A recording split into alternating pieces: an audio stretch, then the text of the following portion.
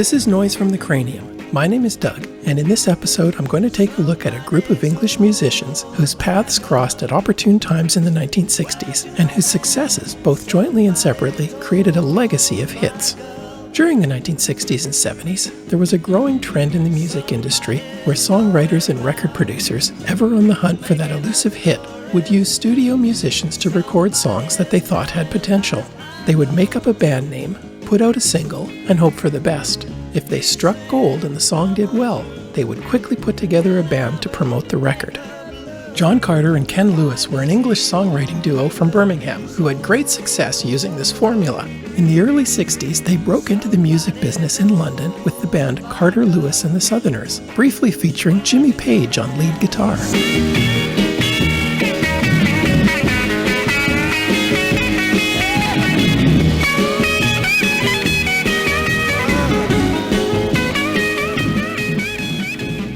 The band was short-lived, but it got their foot in the music business door. In 1964, Carter and Lewis formed a band called the Ivy League and had a number of hits in England, including Tossing and Turning and Funny How Love Can Be. Then she goes with her nose in the air. Funny how love can be. During this time, they continued to write songs and sing as hired session men, providing background vocals on a variety of hit songs including The Who's I Can't Explain and It's Not Unusual by Tom Jones. In addition, they wrote songs for a number of other artists including Peter and Gordon and PJ Proby. But their first big break as songwriters came in 1965 when Herman's Hermits covered their song Can't You Hear My Heartbeat, which reached number 2 on the Billboard charts. Every time I see you looking my way, baby, baby, can't you hear my heartbeat? Carter and Lewis really didn't like the touring aspect of being in a band. They wanted to leave the Ivy League to concentrate on studio work and form a production company. In 1966, Carter asked Roger Greenaway, singer from a band called the Kestrels, to take his place. The Kestrels had been a close harmony vocal group since the band members were teens in the mid-50s and had moderate success in the UK, releasing a number of singles and touring with the Beatles in 1963. Greenaway, who was currently in a singing duo called David and Jonathan with fellow ex-Kestrels member Roger Cook, was too busy to accept Carter's offer, as he had also found success with Cook as a songwriting team. The first song that Greenaway and Cook wrote together was called You've Got Your Troubles, which became a number 2 hit in the UK in 1965 for The Fortunes.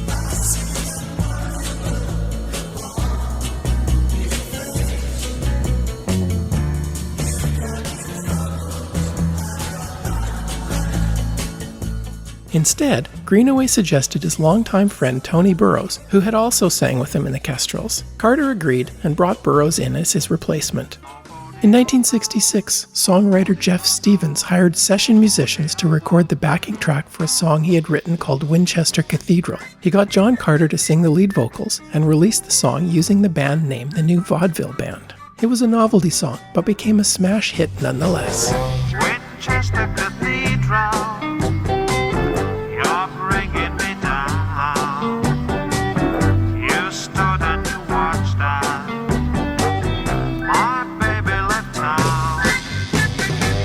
Since the band didn't actually exist, once the song became a hit, a band was hastily put together to promote the single by going on tour and doing TV spots. Carter, having no interest in going on tour, went back to studio work. Following the Winchester Cathedral model, Carter and Lewis continued the practice of hiring studio musicians to record their compositions, make up a band name, and put the record out. Like the New Vaudeville Band, if and when they had a hit with one of their projects, they would cobble together a band in order to go out and promote the recording. This became their modus operandi.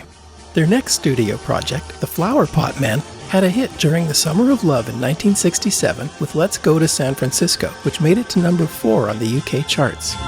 Let's go to San Francisco. Using their formula, they recruited a touring outfit. In an interesting twist, Tony Burrows quit the Ivy League to tour with the Flower Pot Men. The band continued for the next couple of years with a revolving door of musicians that included John Lord and Nick Simper, who would leave the band in 1968 to form Deep Purple. Meanwhile, John Carter and Ken Lewis had written a song in 1964 called Little Bit of Soul, which became a #1 hit in 1967 for American garage band The Music Explosion. Now when you're feeling low and the fish won't bite,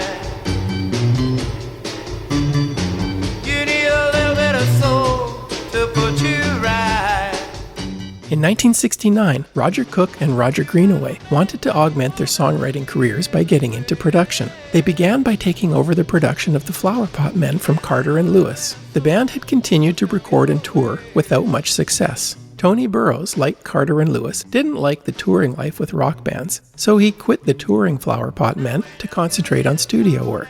In October 1969, the band went into the studio and recorded 4 songs, with vocals being shared by Tony Burrows and Ricky Wolf, who had joined the band earlier in the year. Unfortunately, the band broke up shortly after the recordings were made, and they were filed away. The A&R man for Decca Records, Dick Rowe, got a hold of the recordings and, thinking that there was some potential there, asked them if he could release a single. The band agreed, but Rowe felt that the psychedelically tinged name The Flower Pot Men came off as a bit dated, so Rowe suggested they change their name to White Plains. In January 1970, the Roger Cook and Roger Greenaway penned song My Baby Loves Lovin was released and became a massive worldwide hit. My baby loves lovin', she's got what it takes and she knows how to use it. My baby loves lovin', she's got what it takes and she knows how to use it. They put the band back together, with Burrows agreeing to rejoin for TV appearances. Ricky Wolf was unavailable, so Roger Greenaway took over his vocal spot.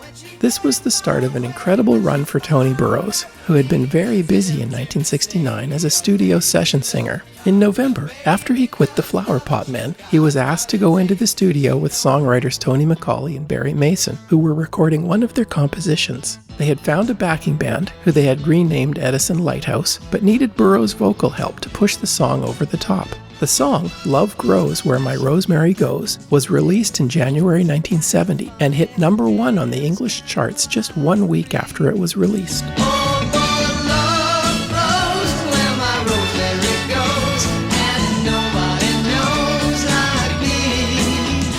The song remained in the top 40 for 12 weeks and is Burrows' favorite song of the ones he's been involved with. He has pointed out rather comically that it's also financially his favorite song. True to his commitment to stay off the road, Burrows left the band after the recording, but agreed to sing with them on TV appearances. The Brotherhood of Man, another studio band, this one created by producer Tony Hiller, included Tony Burrows and Roger Greenaway. Their biggest hit, United We Stand, was released in January 1970 and made it to number 9 in Canada. For united we stand, divided we fall. And if our backs should ever be against the wall, we'll be together, you and I. Burrows left the band by spring of that year, and Greenaway quit by summer 1971. In February 1970, Greenaway and Burrows formed the duo called the Pipkins, which was basically a novelty act. They had a worldwide hit with the song Gimme Dat Ding, reaching number 7 in Canada. This flurry of activity for Burrows all came to a head in 1970, when 4 of the songs he sang as a hired studio singer all became huge hits within the span of 4 months. Between January and April of 1970, Burrows made a number of appearances on Top of the Pops in England, with Edison Lighthouse, Brotherhood of Man, White Plains, and the Pipkins. And on the January 29th episode, he sang with both Edison Lighthouse and the Brotherhood of Man in the same show. In fact, he was on the show so much that the show executives told him that he was unofficially banned from the show for 2 years as they felt it looked suspicious. According to Burrows, this hampered the launch of his solo career as he effectively shot himself in the foot. Ken Lewis left the music industry permanently in 1971, suffering from depression. John Carter began involving his wife Gillian Shakespeare with the lyric writing. They had met in 1963 and were married by the mid-60s. Jill had started writing poetry and slowly morphed into being a lyricist. In 1972, Carter and Shakespeare wrote Dreams Are 10 a Penny. Carter sang all the vocals and played guitar on the song, using studio musicians as the backing band. As was his practice, the single was credited to another fictitious band, this one called Kincaid. Jenny, Jenny, dreams are 10 a penny, leave them in the lost and found. The song was a big hit in several worldwide markets, so once again, to promote it, a band was recruited to be the face of Kincaid. Meanwhile, Roger Cook and Roger Greenaway had gotten involved in writing jingles for radio and TV commercials. They were working on an ad for Coca-Cola when ad exec Bill Backer suggested they change the lyrics to one of their songs to "I'd like to buy the world a Coke." They reworked the song into a radio jingle. The ad, released in July 1971, became so popular that the song was rewritten to remove the references to Coke, creating a full-length song that became a #1 hit for the New Seekers. I'd like to teach the world to sing in perfect harmony. I'd like to hold it in my arms and keep it company. In 1974, Carter and Shakespeare wrote the song Beach Baby. Carter did the background vocals, but this time he again hired Tony Burrows to sing lead vocals and got studio musicians to back him up. The song became a huge hit, so a band was created, this one called The First Class. Beach baby, give me your hand, give me something that I can remember. The song went to #4 on the US charts. Interestingly, as an in-joke, producer Carter inserted a snippet of the Flower Pot Men's Let's Go to San Francisco in the fade out of Beach Baby. Carter went on to compose scores for a number of British films and commercials in the 70s and continues to run his publishing company, promoting his back catalog and writing songs with his wife Gillian. Ken Lewis passed away in 2015. Greenaway continued as a songwriter and wrote Jingles, being inducted into the Songwriters Hall of Fame in 2009. Cook moved to Nashville, where he continued writing, recording, and producing music, as well as writing musicals. He's the only British songwriter to be inducted into the Nashville Songwriters Hall of Fame. Tony Burrows not only had top 40 hits as lead singer of 5 different groups, but he also sang background harmony vocals on countless recordings over the years, including tracks by Rod Stewart, Cliff Richard, Tom Jones, and Elton John, the most notable being on Elton's songs Levon and Tiny Dancer. Surprisingly, he had only one hit as a solo artist under his own name, Melanie Make Me Smile, but carved out a career recording jingles and voiceovers for commercials. This has been Noise from the Cranium. Thanks for listening, and I'll catch you next time.